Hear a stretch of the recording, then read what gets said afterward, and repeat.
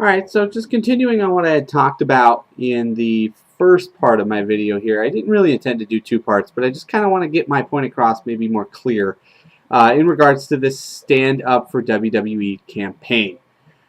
Um, Bottom line is, I really don't feel like that this campaign is what they're saying that it's for. They want people to stick up for the WWE because they're trying to convince people that the WWE is being bashed in an unfair light for things that aren't true. And what I actually feel like is happening is the WWE is being questioned for things that are in some cases true that the WWE has never had to answer for. And instead of trying to address the issues, they are instead trying to basically drum up support from their own fans to take the focus off the fact that the WWE has some issues that really should be addressed, in Linda McMahon's senatorial race.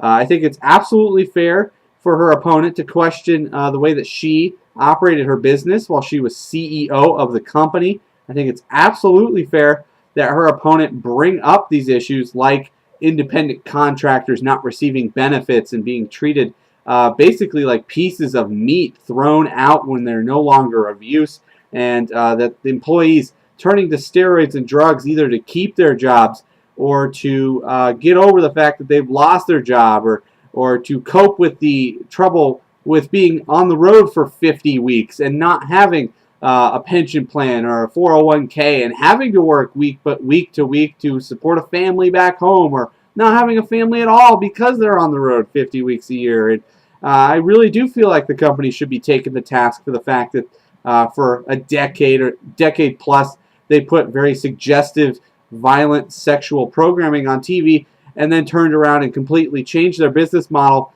for business reasons, not because they were concerned about the well-being of children or families.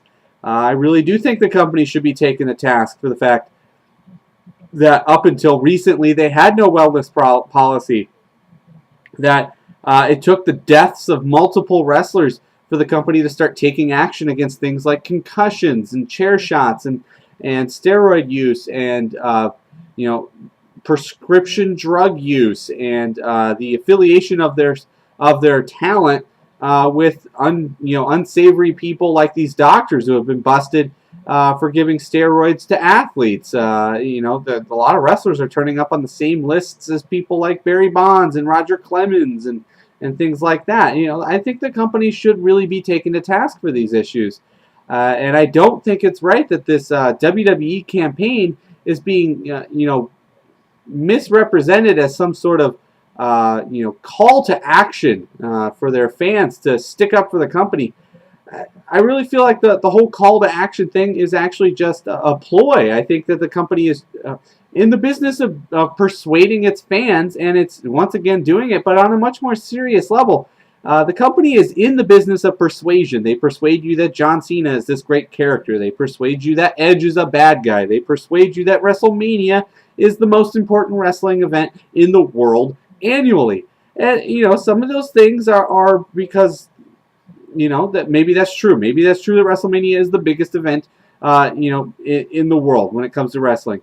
And, because they are storytellers, yeah, certainly they should tell a story in which they persuade that they persuade audiences to understand that the good guy's the good guy and the bad guy's the bad guy. But remember, they're in the business of persuasion. Miles and I met a guy who brought his kids to WrestleMania when we were at WrestleMania 26. We actually stood in line with a guy who actually kind of bought into the idea that The Undertaker had something to his, supernatural powers. He actually kind of bought into that. And then bought into the idea that John Cena was from the streets.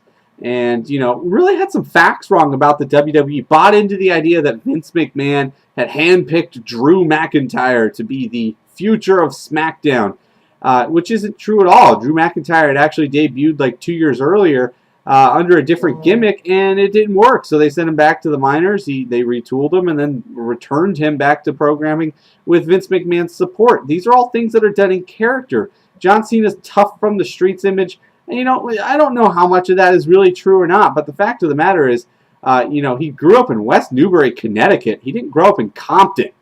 And The Undertaker is a guy named Mark from Texas. Okay, he doesn't have any sort of supernatural powers. But these are the type of fans that the WWE is trying to reach out to. And there's, unfortunately, as a wrestling fan, I can attest to it, there are a lot of fans like that guy that we met at WrestleMania who don't quite understand where the line exists between actuality and fake.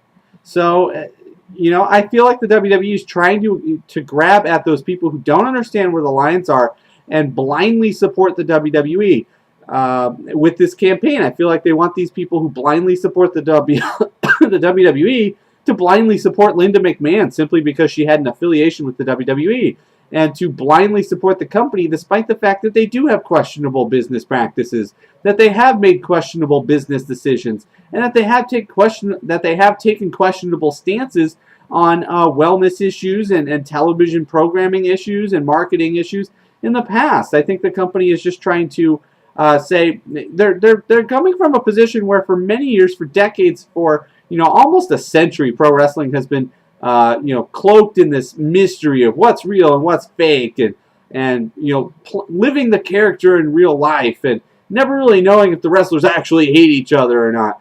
And then all of a sudden, now that one of their own wants to go ahead and run for political office, you're not allowed to question any of these existing positions from the past. That, okay, we're just entertainment, we're just a business, we operate completely cleanly, and you're not allowed to yell at us for anything, and you're not allowed to take us to task for anything we've done in the past.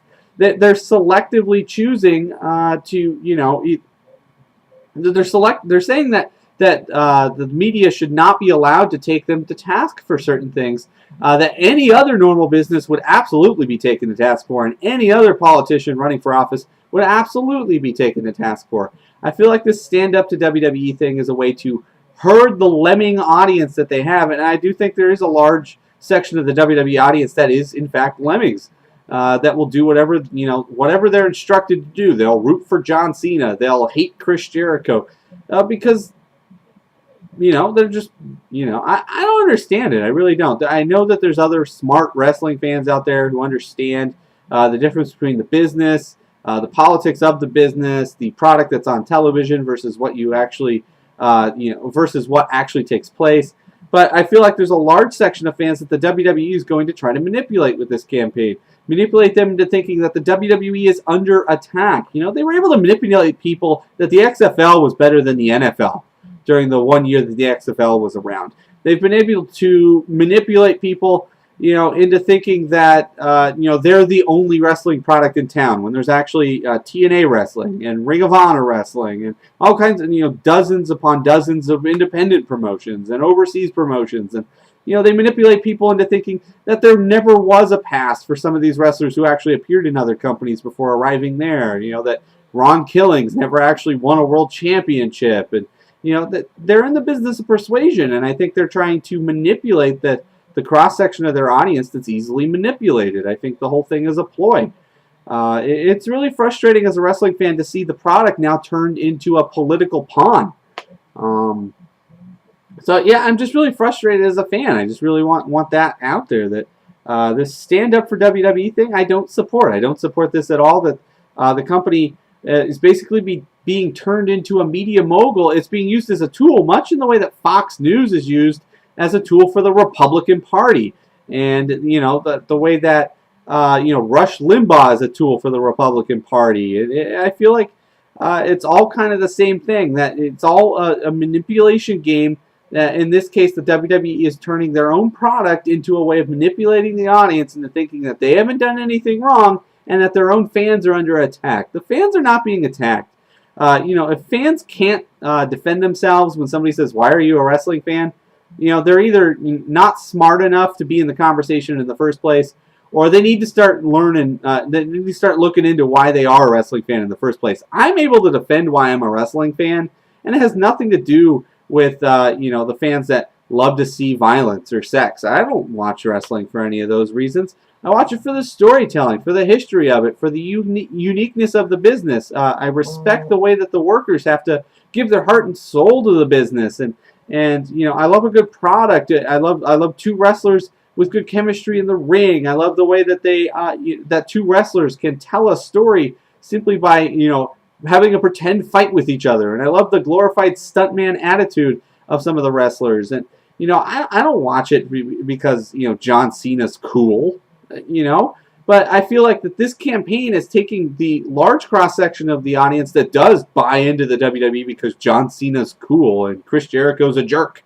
And I think that this campaign is trying to manipulate those people, and I really think that's wrong. And I'm really kind of annoyed that the WWE spammed me with this issue that, personally, I don't care if Linda McMahon wins her race in Connecticut because it has no impact on me. She lives in Connecticut. I'm not going to go live in Connecticut, and I wouldn't vote for her if I was. Nor would I probably vote for her opponent. I don't know anything about their political race, but I don't want to be dragged into it simply because I watch WWE programming or buy their DVDs or buy their pay-per-views or attend their shows.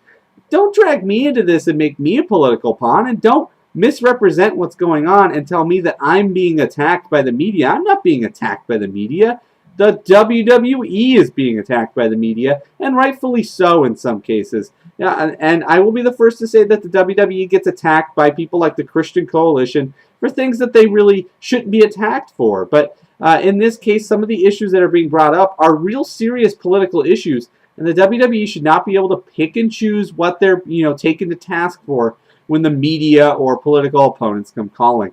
That's all I've got to say on this issue. It really drives me crazy that this is out there, and I had to get that off my chest. So, that's that.